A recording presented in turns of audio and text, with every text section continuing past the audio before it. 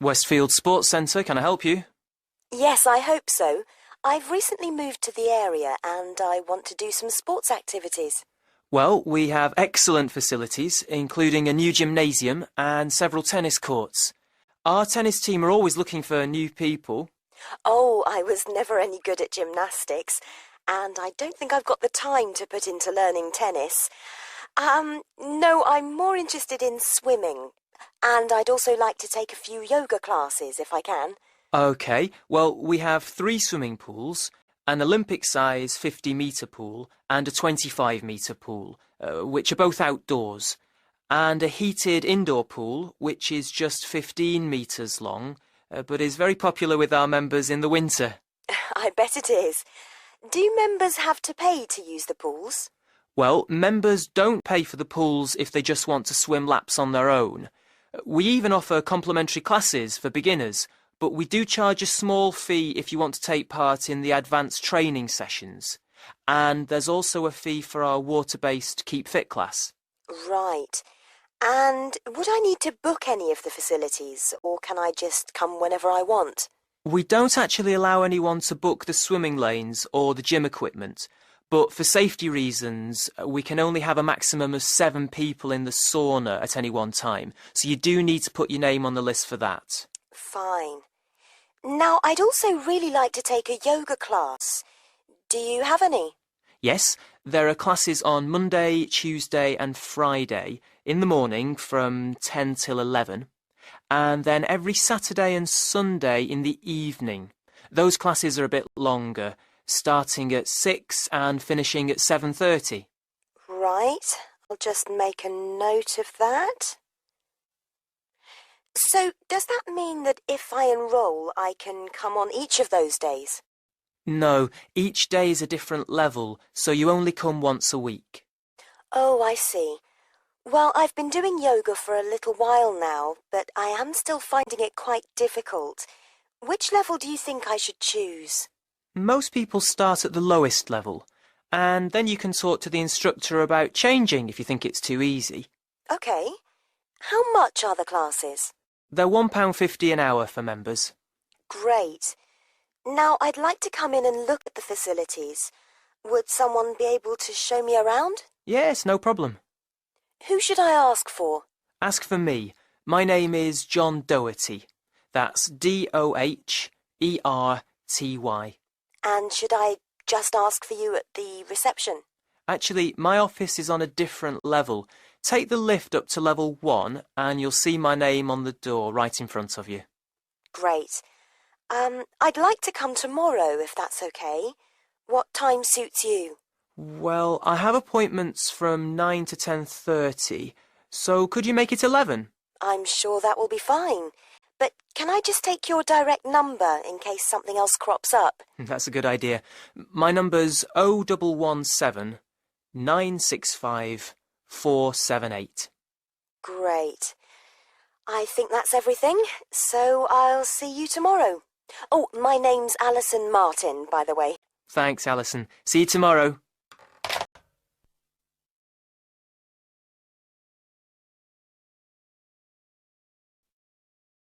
You will hear a trainer giving a talk to people who want to learn outdoor survival skills. First, you have some time to look at questions 11 to 16.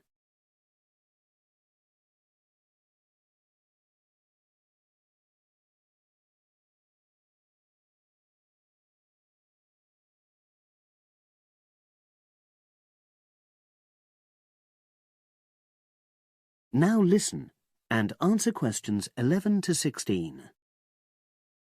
Good morning, everyone, and welcome to our outdoor survival program. As you know, this week you'll be learning some of the basic information and skills you need to look after yourself independently in the outdoors. These first 2 days will be based here in the classroom, and then we'll be taking a camping trip to put into practice some of the things you've learned. I'm going to start off with the topic of food. And to start with, I'll describe just 2 methods which we'll be putting into practice at our camp, and which make use of natural resources. the steam pit, and the bamboo pot. I've got 2 posters here to make things clearer, and I'll start with the steam pit here. To make this, you'll need some dry sticks, some grass, some loose earth, and some stones. And for this week only, some matches. The first thing you do is to dig a shallow pit in the place you've chosen to do your cooking. Let's say about 25 centimeters deep and 30 centimeters wide. Your sticks have to be a bit wider than the pit because you have to put a line of them along the top from one end of the pit to the other. Before setting light to these, you take some large stones and arrange them on top. Then you start the fire and wait till the wooden platform burns through and the stones fall into the pit. At this point, brush away any pieces of hot ash from the stones. You can use a handful of grass, and then take another stick and push it down into the center of the pit, between the stones. After that, you cover the whole pit with a thick layer of grass. And then you can put your food on it, wrapped in more pieces of grass, like parcels. Finally, cover the whole thing with earth. You have to pat it firmly to seal the pit. Then all you have to do is take the stick out and pour a bit of water into the opening that it leaves.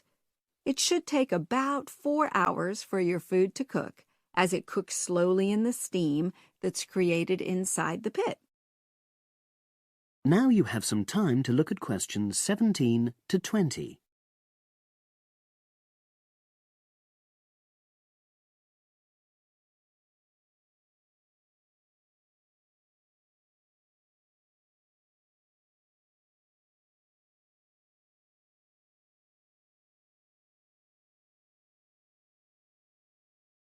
Now listen and answer questions 17 to 20. So, simple but effective. The other method you're going to practice this week is the bamboo oven. Now, the steam pit is ideal in certain conditions because the heat is below ground level. For example, if there's a strong wind and you're afraid a fire might spread. But when it's safe to have an open fire, you can use the bamboo oven method. You get a length of bamboo, which, as you probably know, is hollow and consists of a number of individual sections with a wall in between. You use a sharp stick to make a hole in each of the dividing walls apart from the end one. Then you lean the bamboo over a fire, with the top propped up by a forked stick and the bottom sitting on the ground. You pour enough water in the top to fill the bottom section, and then light a fire underneath that section to heat the water. Then you put your food inside the top section, and the steam coming up the bamboo through the holes you made cooks it. I'm going to move on now to food itself and talk about some of the wild plants you might cook. I'm going to begin with fungi. That's mushrooms and toadstools. I'm sure you'll be aware that some of these are edible and they're delicious, but some of them are highly poisonous. Now, whether they're poisonous or not, all fungi that you find in the wild should be cooked before eating, because that helps to destroy any compounds in them that might be mildly toxic. But be aware that any amount of cooking won't make poisonous varieties any safer to eat. Unless you can definitely identify a fungus, you should never eat it. It's not worth the risk. And you need to be really sure, because some fungi that are poisonous are very similar in appearance to certain edible varieties. They can easily be mistaken for each other. So, having said all that, fungi are delicious when they're freshly picked, and although they are only moderately nutritious, they do contain minerals which the body needs. I'll move on now to leafy plants, which are generally... That is the end of section 2. You now have half a minute to check your answers.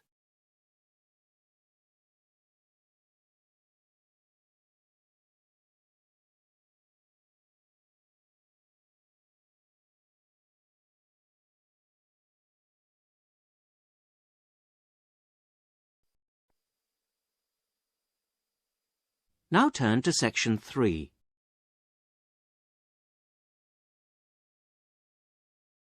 Section 3. You're going to hear a university tutor interviewing a candidate for a place on a postgraduate diploma course in teaching geography.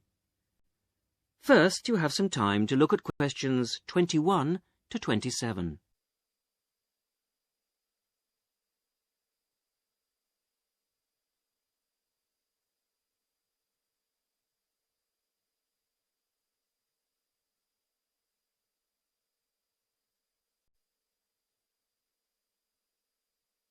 Now listen carefully to the first part of the interview and answer questions 21 to 27.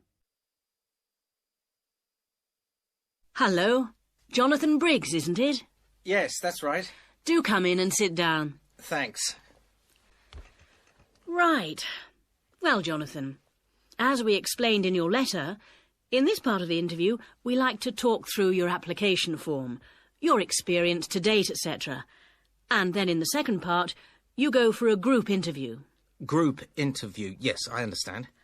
So, your first degree was in economics? Yes, but I also did politics as a major strand. And you graduated in 1989. And I see you've been doing some teaching. Yes, I worked as a volunteer teacher in West Africa. I was there for almost 3 years in total, from 1990 to 1992. How interesting. What organisation was that with? It's not one of the major ones. It's called Teach South. Oh, right. Yes, I have heard of it. It operates in several African countries, doesn't it? And what kind of school was it? A rural cooperative. Oh, a rural cooperative. How interesting. And what did you teach? A variety of things in different years. I did, with forms 1 to 3, mainly geography, and some English with form 5. Then, in my final year, I took on some agricultural science with the top year. That's form 6. Right. Quite a variety, then. I also ran the school farm. How interesting. Before the interview continues, you have some time to look at questions 28 to 30.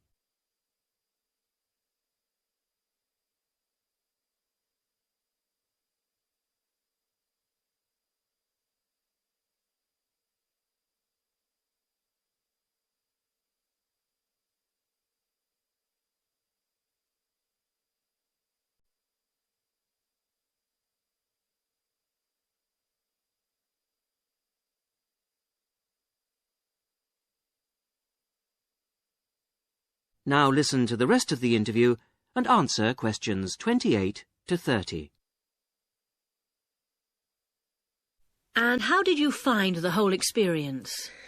I'll be honest with you. At the end of the first year, I really wanted to leave and come home. Oh, why was that? Well, I was very homesick at first and missed my family. Oh, yes, I can understand that. And I also found it frustrating to have so few teaching resources. But I did decide to stay, and in the end I extended my tour to a 3rd year. Right. Things must have looked up then. Yes, we set up a very successful project, breeding cattle to sell locally. Really? And then, after a lot of hard work, we finally got funds for new farm buildings. And you wanted to see things through? Uh-huh. And that's why you want to train to teach geography? Yes. I've had a couple of jobs since then, but I now realise I like teaching best. And I chose geography because it's my favourite subject. And also because I think it has so many useful applications. Well, you certainly have had some interesting work experience. I'll ask you now to go on to the next stage of the interview.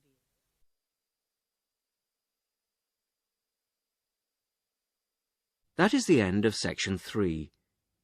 You will now have half a minute to check your answers.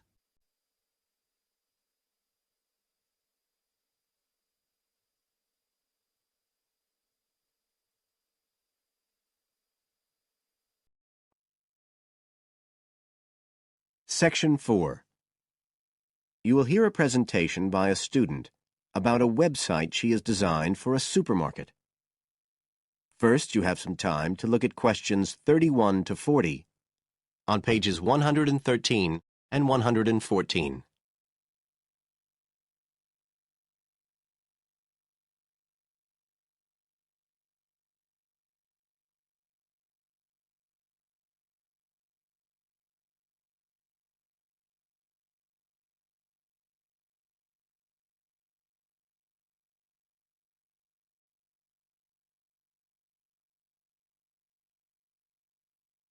Now listen carefully and answer questions 31 to 40. For my website design project, I decided to approach SuperSave supermarkets because I have an evening job at the supermarket, so I already have a slight insight into their organisational goals and workings. The field research for my project was in 2 stages. First, I had an interview with Mr. Dunn, who is in charge of SuperSave's customer care department.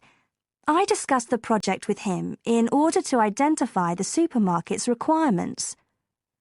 Mr. Dunn said customers are often unwilling to make a face-to-face complaint when they've experienced difficulties with a product or a member of staff or anything related to the supermarket.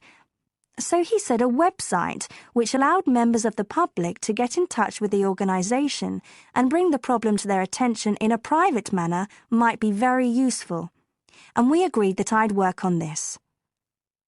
For the second stage of my research, I devised a questionnaire to put to SuperSave customers. I needed to find out about the customers' experiences of problems together with their attitudes towards making complaints, both directly and indirectly. I used a mixture of closed questions, such as, have you ever experienced a problem at any SuperSave store? And open questions, such as, what would you find helpful about a customer complaint website? I decided to do interviews rather than rely on distribution of the questionnaire, as I felt this was likely to lead to a higher take-up rate.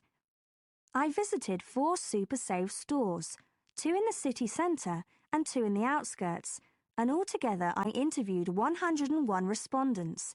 Then finally, I analysed the results.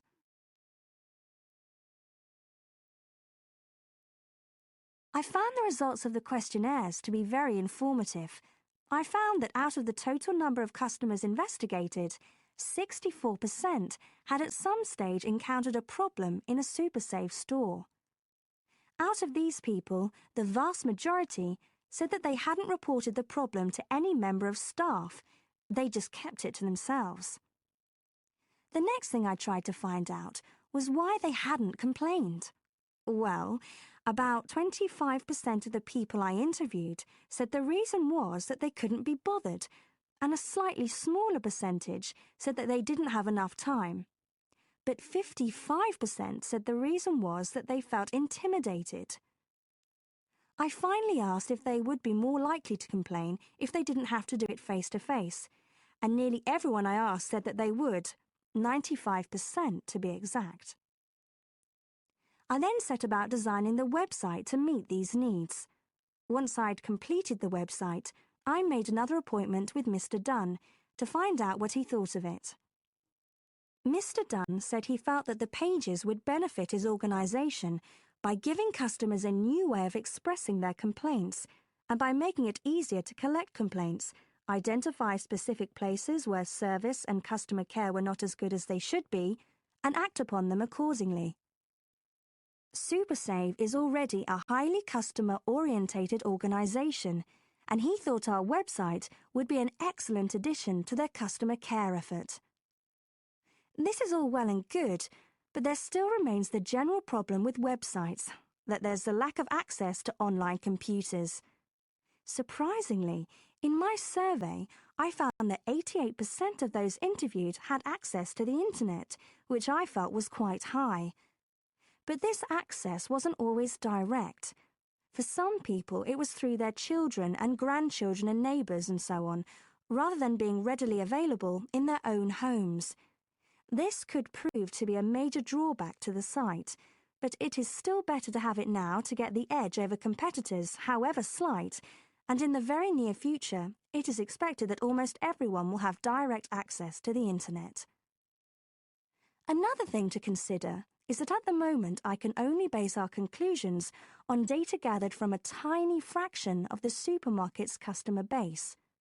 In order to get a better idea of how the site is doing and to see how well I have met my objectives, the site will need to have been up and running for at least a few months. After this time, it'll be possible to see whether or not people are actually using the site and if it's helping to make improvements to their customer service. It would also be interesting to study the effect of the site on staff at the supermarket. Morale could be dented as more complaints come in. Staff may feel they are being unfairly criticised and that there is no need for another way for customers to complain. But also, the site could boost morale by making staff come together to overcome the constructive criticism, and they may gain more job satisfaction by knowing that they are making a difference to the customer. So, overall, I feel my website has met my objectives, but there is scope for improvement and expansion. Are there any questions? That is the end of section 4. You now have half a minute to check your answers.